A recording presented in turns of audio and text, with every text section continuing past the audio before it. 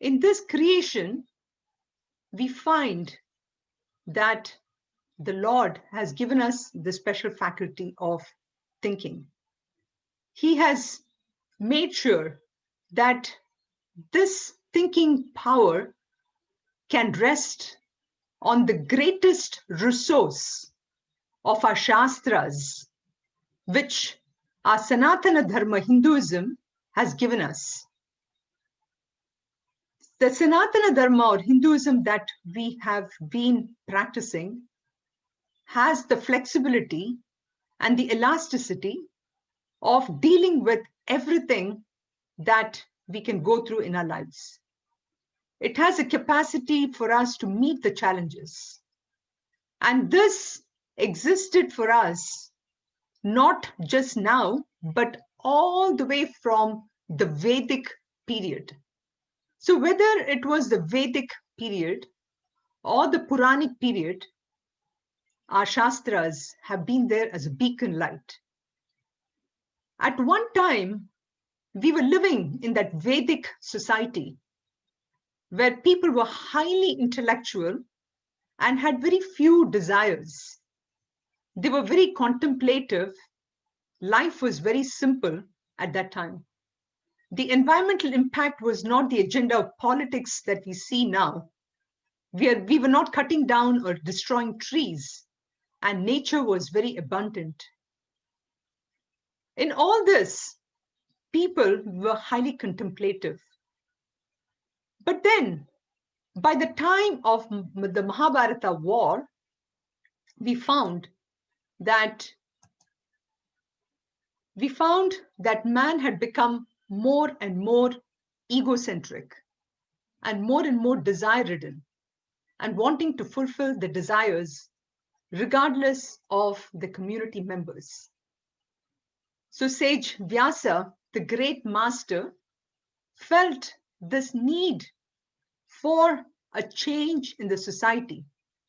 And so he evolved this new technique. It was not an intellectual technique of contemplation, but the technique of the devotion of the heart, the technique of bhakti, the technique of representing, of looking towards this great reality in the form of Lord Krishna. And that's how the whole Puranic tradition began. And because we cannot steady our mind on one form unless it's clear and vivid in our imagination, the Puranas gave us a lot of explanations, descriptions, and stories of the Lords. The stories of Krishna, the story of how we could actually meet all our worldly problems through the lives that Lord Krishna, along with the gopis and along with all the other pursuits, all the challenges, we really learned how to incorporate those stories into our lives.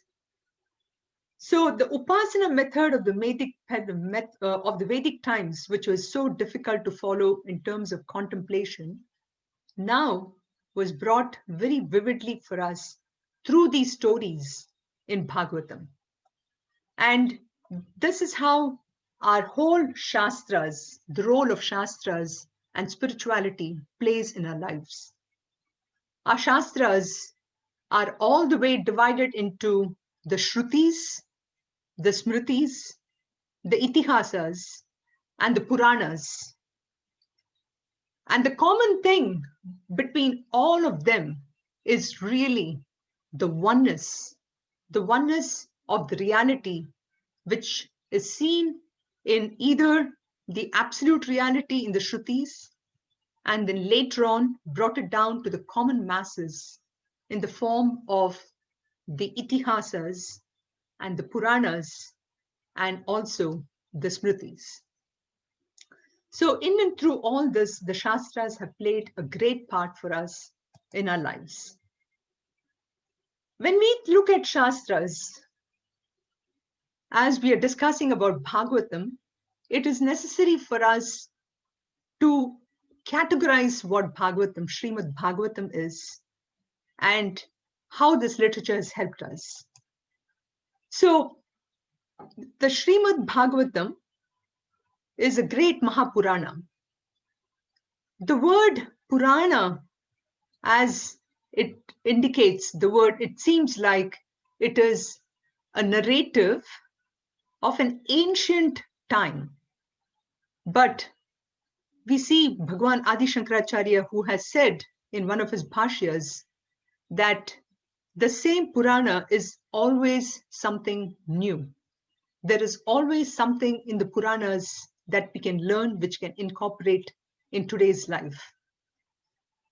Even though these Puranas are much later when it came in compared to the Shrutis, but yet we see the references for these Puranas in many of the Upanishads, like the Brihadaranyaka Upanishad, the Atharva, which is in the and the Atharva Veda.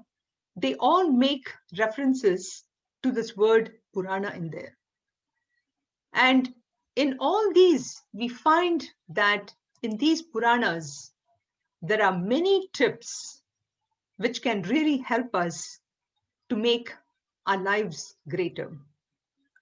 There are hundreds and hundreds of little techniques that fits into through the stories of these Puranas, which many times are stories of great saints and great Mahatmas. And in all this, we find that there is one or two ideals that I can take into my lives and learn from this. As we listen to these stories and ideas, we find that our lives translates into something better. And it's not really a textbook of study, but in and through the stories, we see the oneness, we see the role of God, the role of the existence of how God plays in our lives, the role of how Jiva, Jagat, Ishvara, everything comes together. So the textbooks of these Puranas, they're not really just a question-answer dialogue. They are actually a pulsating, living picture of people, of dynamism, from which we can learn to live our lives and as a very proud Hindu. When we think about Bhagavatam, now Srimad Bhagavatam is one of those great Mahapuranas, and it's the greatest among the 18 Puranas. Its glories have been sung by innumerable saints, devotees, and scholars. In fact, the beauty is so much that here, for example, you can see how the shloka says, Atma Ramascha Munayo Nirgranta Apyurukrame Kurvantya Hetukim Bhakti Mithya Bhuta Guno Harihi. So here we see that even great renunciates who have renounced everything, they take delight in the Bhagavad Katha. This Bhagavad Katha is so sweet that people come from all over just to listen to Srimad Bhagavatam. Let's talk a little more on the glory of the Srimad Bhagavatam text itself. When we think about Srimad Bhagavatam, the word Bhagavatam, it has various meanings. One meaning is that which belongs to the nature, that which belongs to the Lord itself. And what do we mean by that? It also is something that is Bhagavataha idam iti Bhagavatam. So that which belongs to the word, to the Lord.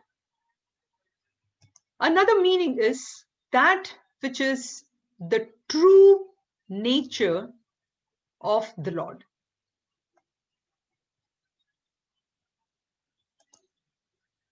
Bhagavata idam swarupam eva, the true nature of the Lord. Another meaning is one who becomes part of the Lord. That is the devotee itself. That is another meaning of Bhagavatam. It also refers to the scripture that reveals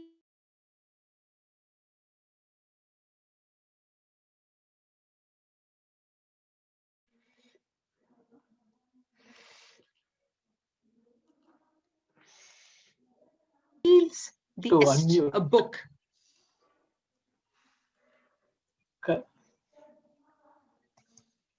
You're okay.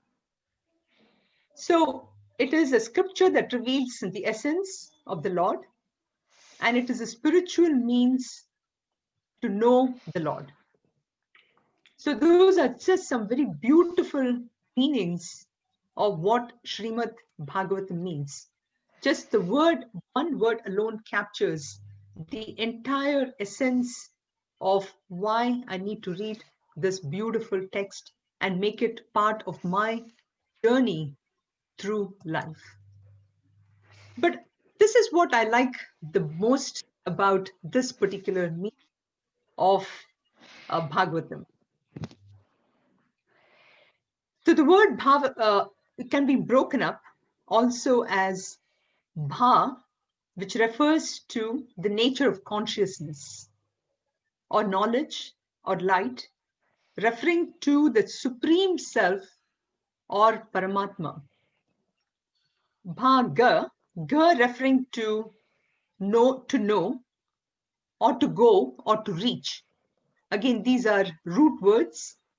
So we need to know what is the means to go closer to the Lord.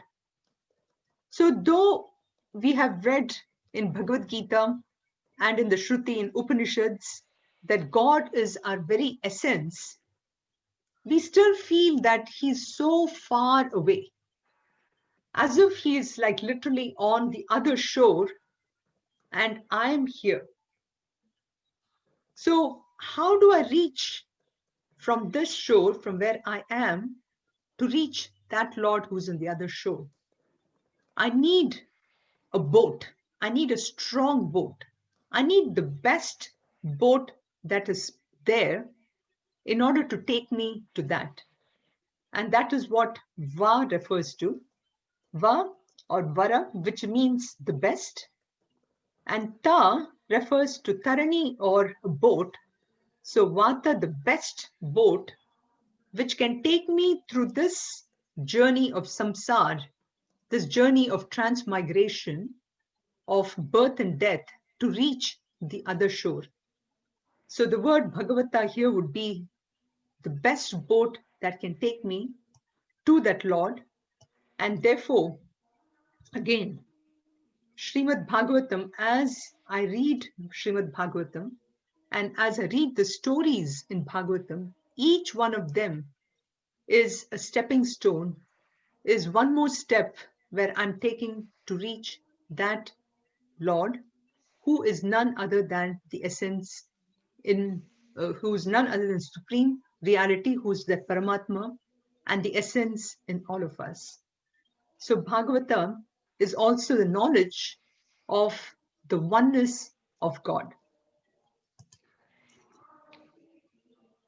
So this Bhagavatam, which is a Mahapurana, was specially revealed now, as I mentioned earlier, with Sri Vedavyasa, bringing in the element of bhakti in this Mahapurana. It also gives us the essence and therefore the Jnana Marga. And through all this, by taking me away from this ahankar of me, it helps me in building a lot of vairagya. So Bhagavatam has about 12 cantos, and each canto is like a book. And each one of this book literally has a number of chapters. And the total number of chapters in these 12 cantos is about 335, coming to about 18,000 shlokas. In the first canto, we see that it talks about the qualification of the right student. I'm not going to go into a lot of details about Srimad Bhagavatam because I know we have a beautiful lecture series going on as part of the Balaji temple where Srimad Bhagavatam sessions are being held. I'm just giving an overview of what Srimad Bhagavatam is and understanding the basics, and then we will move on to the essence of Bhagavatam itself.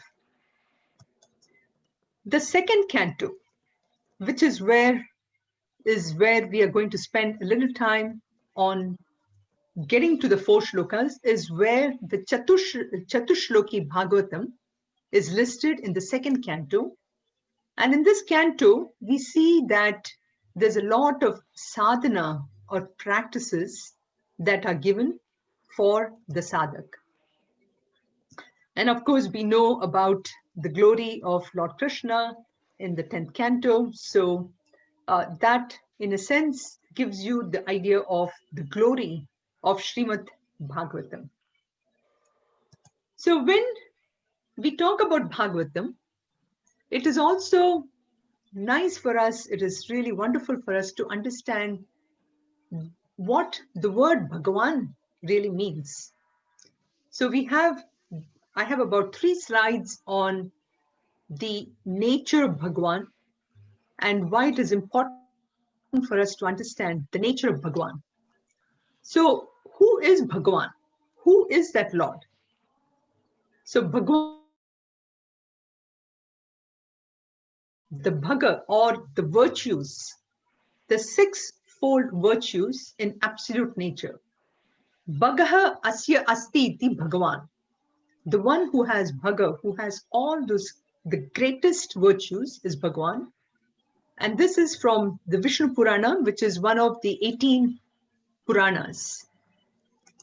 Another beautiful definition of Bhagavan is Aishwarasya Samagrasya, Dharmasya Yashasaha Shriyaha, Vairagyasyat Mokshascha Kshananam Bhaga Iti Shana. So one who has the 6 qualities in abundance is that Lord. And what are those 6 qualities? Aishwarya. Aishwarya being the absolute mightiest power, everything, Aishwaryam. Dharma. Then fame, prosperity, Vairagya, moksha. All this is the qualities of Bhagavan. Another beautiful definition again is Utpattim cha vinasham cha jivanam agatim gatim veti vidyam avidyam cha savedyo Bhagavan iti. So the one who knows the creation and the dissolution, one who knows the arrival and departure of jivas, one who knows vidya, one who is a controller of the vidya and the avidya component, which is Maya, that is that absolute Lord Bhagavan. So we have this beautiful definition, one other one, Vadanti tat vidaha tatvam yajnat advayam brahmeti paramatmeti Bhagavan iti shabdyate. So the knowers of truth say that truth itself is Brahman and that Paramatma, other than this Bhagavan. So, Sunitha, yes, Sunitha, I am going to mute everyone because some background noise is coming, and then okay, I will turn you on. okay.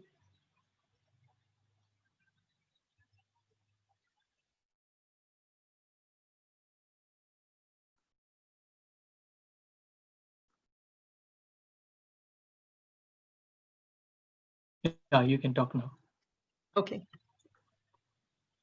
So to have all the knowledge, jnanam, is to be free from ignorance.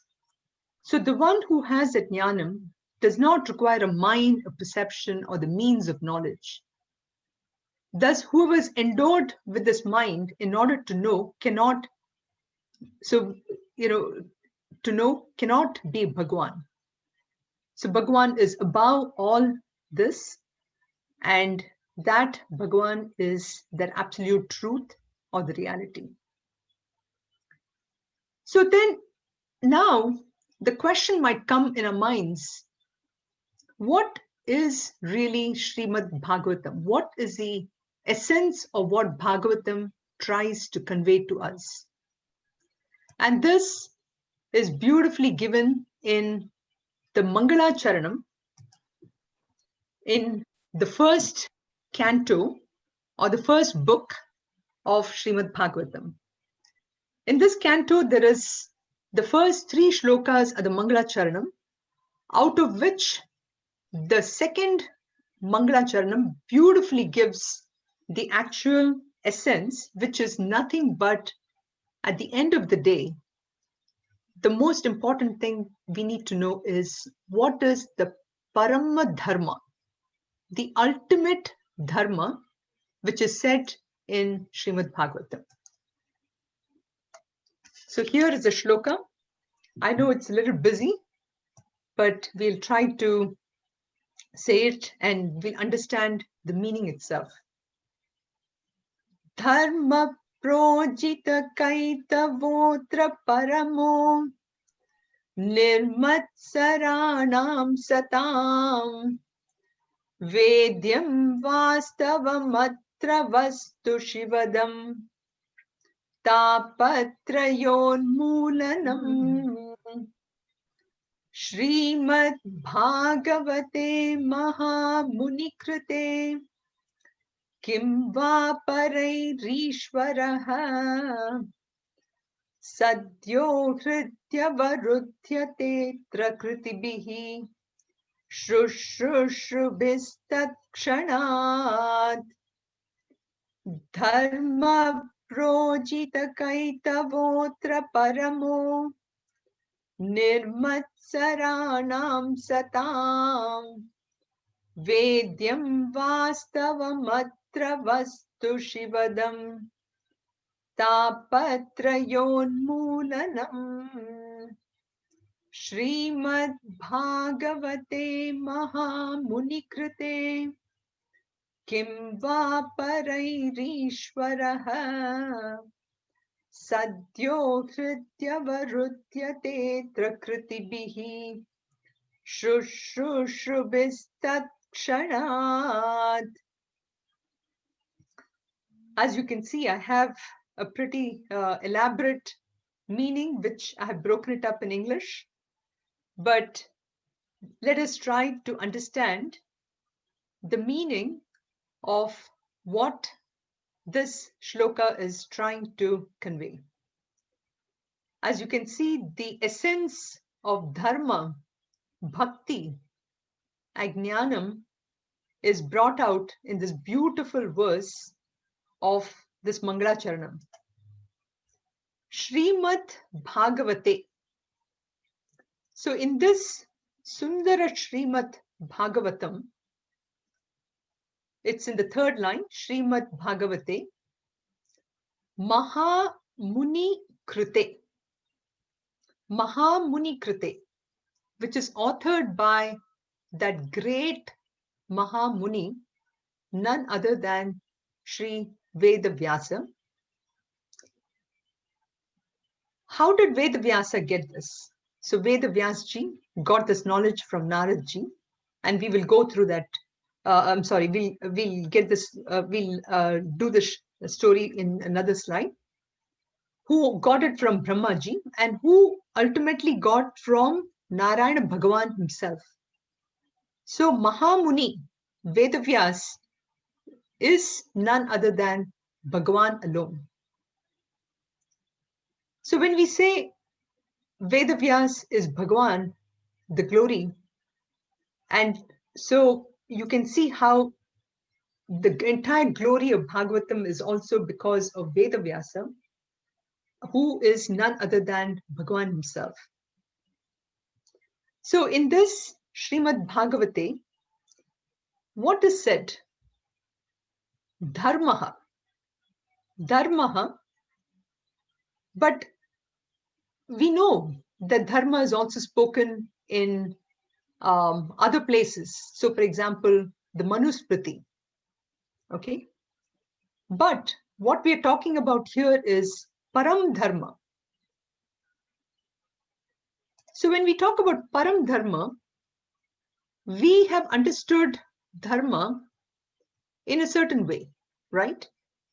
So, let us see what those different ways in which we have understood, and we'll come back to the slide on how the various dharmas are tied to what we are talking here. The word dharma comes from the root dhr. Dhr means to support. Adhar. Adhar is another word which we use, which has the word dhr. And in all this, it's dhr, which dharati, dharma. And we've seen a number of different words which also uses this word dhar, which, for example, Gangadhar. Gangadhar is the one who holds Ganga, or Giridhar, the one who's holding the Giri mountain, or Vidyadhar, which is the one who supports knowledge. And Swami Chinmayananda refers to this word beautiful as that when we say it supports it, it also means something that it is the isness. So once when we say that it is the isness of a thing, then it goes beyond any of the meetings, any of the meanings for dharma. For example, we understand the word dharma as duty. But when we see the word dharma from the standpoint of the fact it is that which supports, now the meaning becomes even more powerful. For example, sugar. Sugar, the minute we think about sugar, the only quality that comes to mind is sweetness. There can be no sugar without the sweetness. So, sweetness is really the dharma of sugar, right? So, that, if we keep that in mind, now let us see what are the different kind of dharma that we actually face in the world, or the way we practice in the world.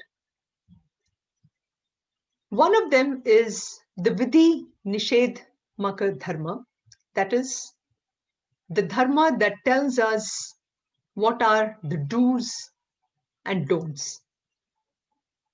The do's and don'ts, like for example, we have, when I'm sick, the doctor tells me this is the thing that I can have, and what is it that I cannot have. And we have all our scriptures which give us these guidelines on what is it that we should be doing on certain days, what we should not be doing on certain days. So all that is part of the vidhi, which is a do, and nisheda, which is the don'ts. That's one kind of dharma that we understand. Another kind of dharma is the samanya dharma. Samanya dharma, or the basic values. And this is, for example, these are universal values.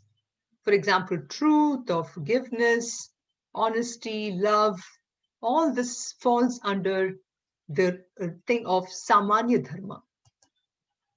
Another one is vishesha dharma, which is depending upon the station which I hold in life, that is called as vishesha dharma, which stands for some special duties based upon the station in life. And it changes depending upon the circumstance, depending upon what role I play, depending upon the time.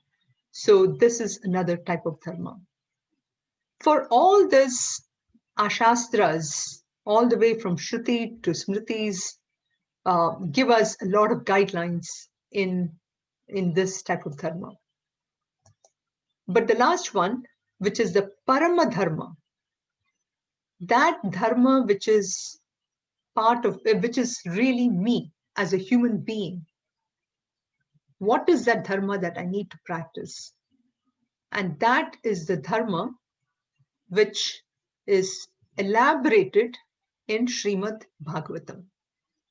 So Srimad Bhagavatam talks about that dharma which is the basis of all the dharmas in the Vedas. So this is the dharma that we are looking at in this shloka called, in this dharma projita kaitravo param. Once again, I am trying to elaborate. Dharma projita kaitavotra paramo. So this is, what is that param dharma here, which is referred to? It is nothing but ahimsa. So ahimsa, which refers to non-violence, not really just from the fact that it's a physical non-violence, but it is non-violence at the absolute thought level. So even at the thought level, I cannot have any alienation at all. So what does that mean? So that dharma, where there is no alienation and which sees only the oneness in everyone, is the dharma that is indicated in Srimad Bhagavatam. And that is said right up front in the very first Mangala Charanam, or the auspicious shloka in the beginning of the Canto 1, or the first chapter of Srimad Bhagavatam. Projita kaita votra paramaha. So that dharma, which cannot even stand a little bit of crookedness, kaita votra, crookedness or compromise. As human beings, we tend to do a lot of things where we compromise our basic value. So kaita votra paramo, where projita totally, where that any amount of compromise is given up, and that dharma, nirmat saranam satam, practiced by those sages who are 100% pure in heart.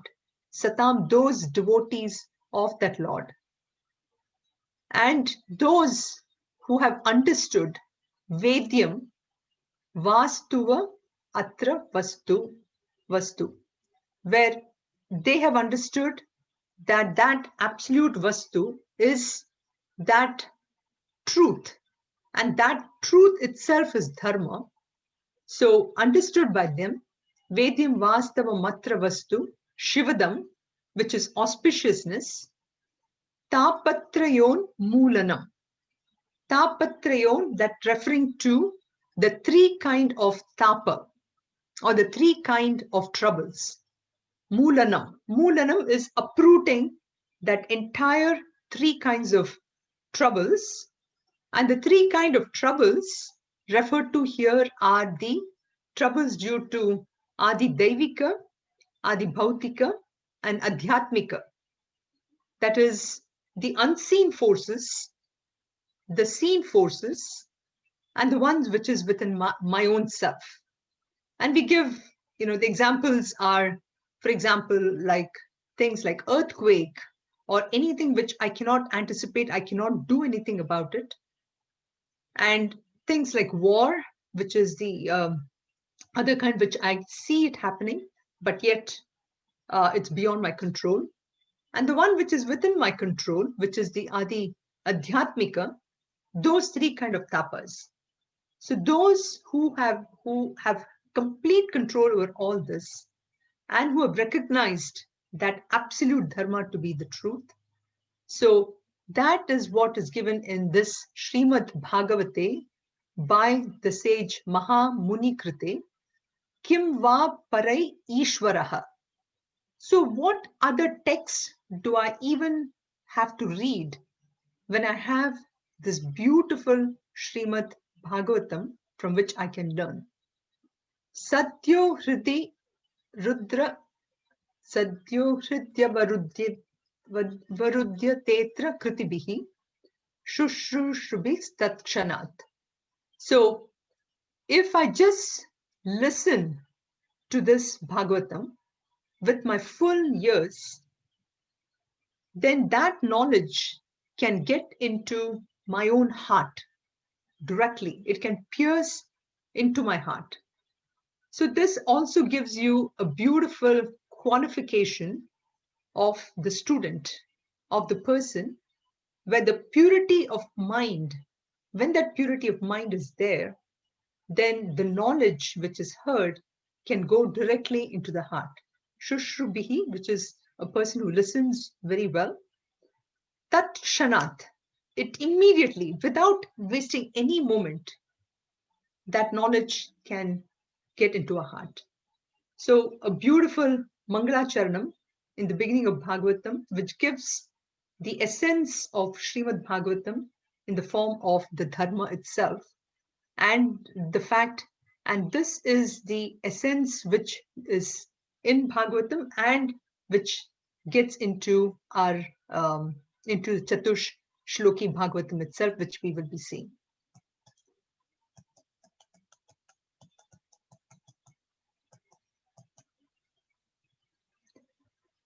So by the very listening of Srimad Bhagavatam, one recognizes and gains this pure dharma, which is nothing but the truth, which is nothing but that Lord himself, Bhagwan himself, who's a very abode of all the knowledge, dharma, and love. And to gain this knowledge is the very aim of Bhagavatam. And here we have this beautiful story of how Srimad Bhagavatam came to be written. So once upon a time, the celestial sage Naradaji, asked his father Brahmaji, "O Lord, you're constantly engaged in the task of creation, but you never seem to be tired or bored. The attraction of the world just doesn't seem to tempt you. What is the secret behind it? Why is it that the common man gets tired so easily and is bound by his or her actions?" So Brahmaji then explains the secret of his work. He says, "O son, the great Lord Narayana, who's all bliss, he resides in my heart. He has blessed me with this knowledge, which makes me work tirelessly." Brahmaji then asked Naradji to spread this message of love of the Supreme Lord Narayana among all the men. And we know through the great works of Naradji, who followed Brahmaji's advice and became one of the foremost expounders of devotion and love. Some of the classics we have read is the Narad Bhakti Sutras. So it was he, Naradji, who then gave this knowledge which was passed on to him by Brahmaji to Sri Vedavyasaji, and then who in turn taught the Bhagavatam to his son, Sri Sukadeva. And so we see how the great lineage of the Guru Shishya Parampara has passed on to where we have received the Srimad Bhagavatam. And how did we hear about this? So this we have this beautiful story of King Parikshit. So King Parikshit was a great was the grandson of Arjuna. He was a great king who ruled his kingdom very well, who had great values. But once, when he was going in the forest, we find that he comes to the rishi and he tries to disturb the rishi to get a glass of water. But the rishi was so deep in meditation, doesn't pay attention to him. And just for that 1 second, King Parikshit loses his mind and he sees one dead snake next to him, and he puts the snake on the rishi's neck. And we know the story of how then King Parikshit was cursed to die in 7 days. And at that moment, King Parikshit recognizes his folly and he knows that he doesn't have much time. And so, in keeping in mind this urgency, he requests to hear about the Srimad Bhagavatam as a method of purification. And that's how the 7 days of Parikshit listens to the Bhagavatam and he gains great devotion and attains liberation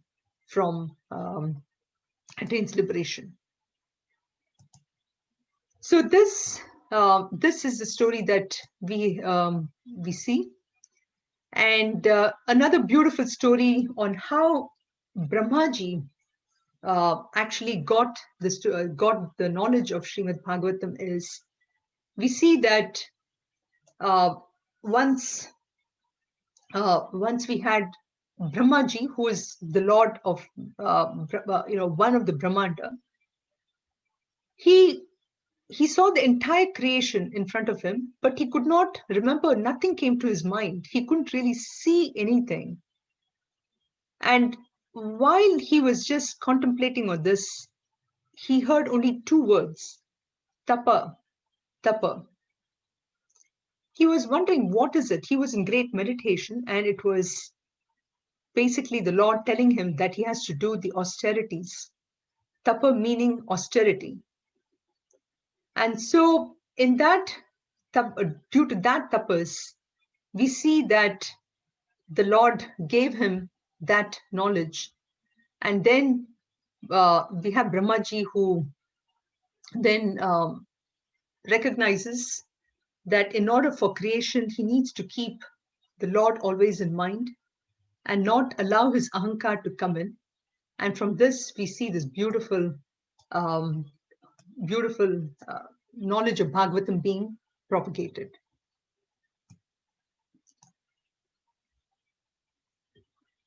So when we have this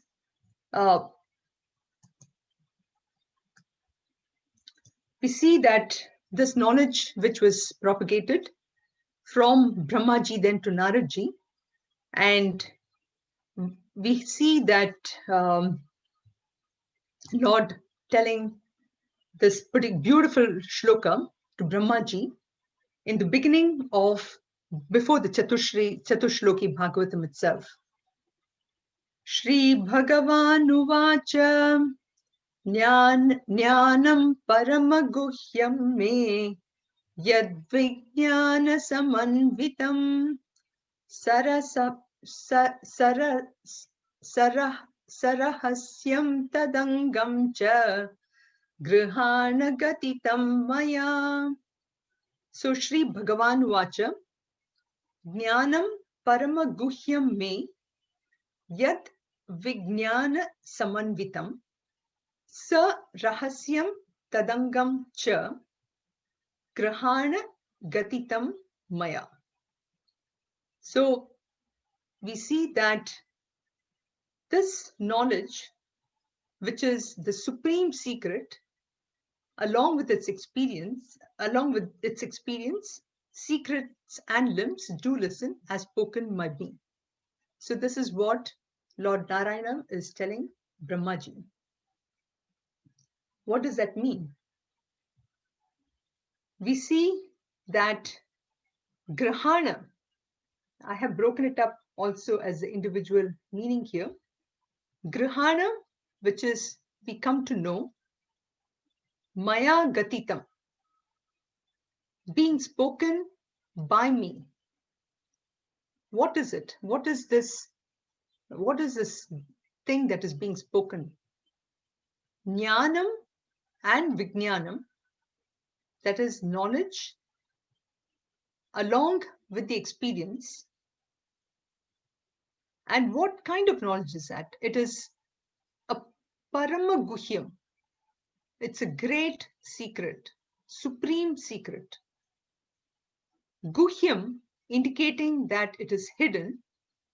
So that which is hidden is Guda, and Guda means literally hidden, not Guda as we would say a jaggery or anything, but Guda as is hidden. So that secret is what Lord Narayana says to Brahmaji, that this is the greatest secret. I don't need, I want to give you. We see that always when we look at secret, the word secret, we think that, oh my God, does this mean that it is not meant for others? No, that is not the case. It is always secret indicates that whether I'm ready for it. When I'm ready, then that secret is revealed to me by the teacher himself. So here we see that Bhagwan, Lord Narayana, who is the teacher, and the student is Lord Brahma. And Jnanam is knowledge and Vijnanam is the wisdom. So how do we differentiate what is knowledge and what is wisdom? So in the common world, knowledge of many things, which basically refers to the effects. For example, knowledge of a clay in the form of pots, in many different pots, which is the effect of the clay. The knowledge of the effects would be what we would call as regular knowledge or jnanam. But understanding that in and through every forms, it is nothing but clay alone, is what is Vijnana or the wisdom. So too, if you take gold and the various instruments, various ornaments, bangles, necklace, everything, that would be is the effects of all the gold and everything is the knowledge of different things, but understanding that in and through everything is nothing but gold is understanding the Vijnana.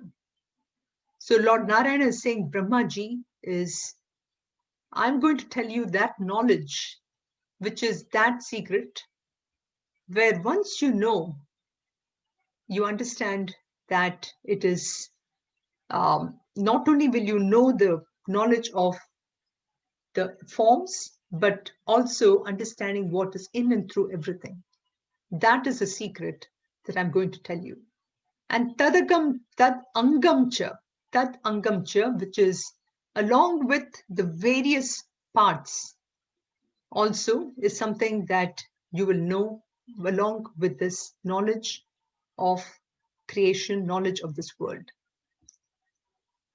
So that is one shloka which is preceding the Chatushloki Bhagavatam, where you see that Lord Narayana is preparing Brahmaji to listen to this knowledge. The second shloka, which is just before this Chatushloki Bhagavatam, is Yavanaham yatha bhavaha tad rupa guna karmakaha tathaiva tat vijnanam astute madanugrahat. Yavanaham yatha bhavaha yat rupa guna karmakaha tathaiva tattva vijnanam astu te madanugrahat. So by my grace, Lord Narayana is saying, by my grace, anugrahat, tathaiva tat vijnanam. So the knowledge of that tattvam, that reality, I will now tell you. I will say you how yavan aham. You will know how the knowledge of the reality. Yatha bhavaha. What is the nature of this existence? So yavan aham, how big I am. Yatha bhavaha. What is the nature of my existence? And in what rupa, yat guna, and yat karmakaha. What are the different ways? What are the different forms? What are the ways, activities? I will tell you in with this. So these two shlokas are the preceding ones, which gives an idea about what is going to be talked about in the 4 shlokas of the Chatushloki Bhagavatam. I know I haven't come to Chatushloki Bhagavatam yet, but I wanted to give an introduction to this shlokas itself. And so what we have seen today is, in summary, the role of Shastras being a guiding post in our lives. And the Shastras of Shruti, Smriti, Itihasas, and Puranas, all of them talking about nothing but the oneness of that absolute reality in its true nature, and as well as in the form of Lord Narayana, Lord Krishna. That and the various avatars is what is talked about in Srimad Bhagavatam.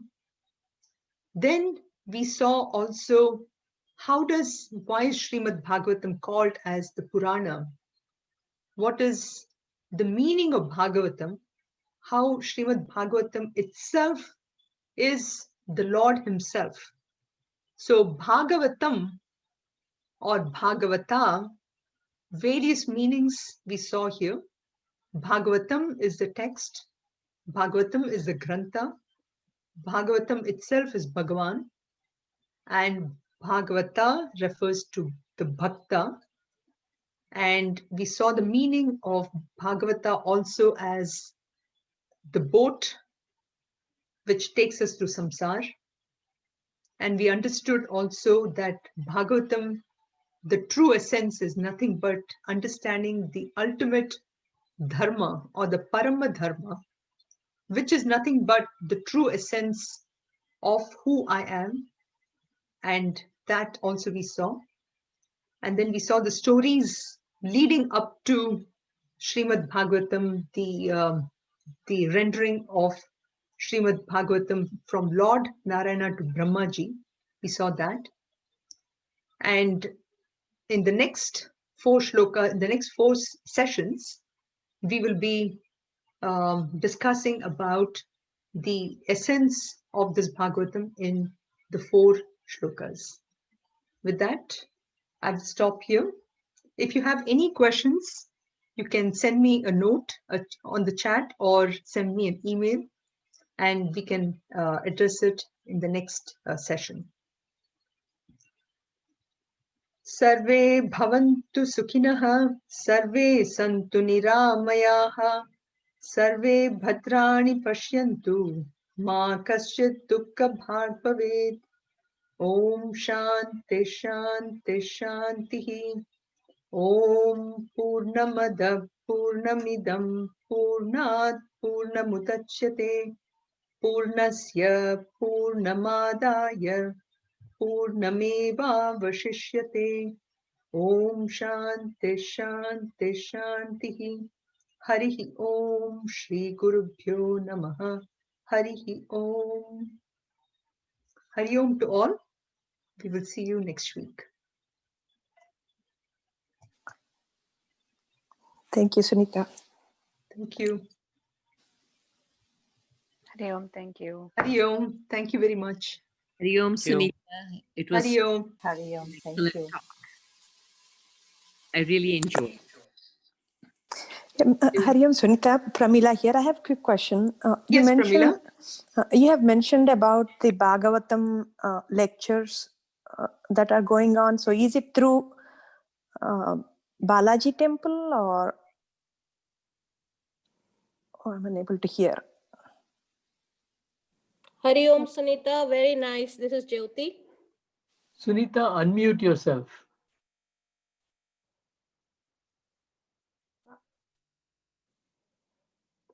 Yeah, we are unable to hear you for some reason. You have to unmute, Sunitha. Yeah, I There we did. go. Yeah. Yeah. Yeah. So maybe Geeta, you're here, right? Can you give an idea of that Srimad Bhagavatam lecture which is going on by Balaji Temple? Yep, that is on a different day. If you are interested, if you send an email to Balaji Temple thing, they will send it to you. The details. It's every Tuesday around 9:30 to 10:30. Oh, they've already started, is it? Or It's already like Yes, it's been, I think they are on the 8th canto right now. oh, I see. Okay. Yeah, Okay, good to know. there's already been about maybe 20 sessions or something, right, Geeta? If I'm not mistaken. already maybe 10 or 15. I don't know. Right. Okay. 2 Okay. Yeah. months. Thank you. For the 2 months it's going on. 2.5 months. Sridhar Oh, ji I is here anyway. He may be able to say. already. Thank you. You're welcome. Hari Om, Sunitha. Thank you. Hari Om. Thank you. Hari Om Sunitha, Jyoti, thank you. Hari Om. How are you? Good. Good. It was very informative. Really enjoyed. Thank you.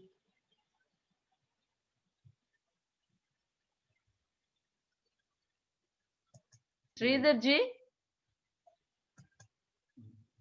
I think he must be in a different room. I think Correct. Maybe he switched it on and went to it. Yes, yes, I think so. Mhm. Okay. Thanks, Sunitha. You're welcome. See you.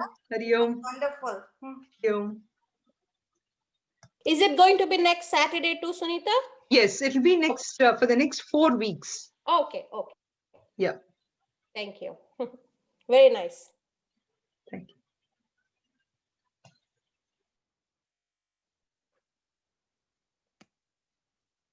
Oh, here, Sridhar. Balaji Temple has come.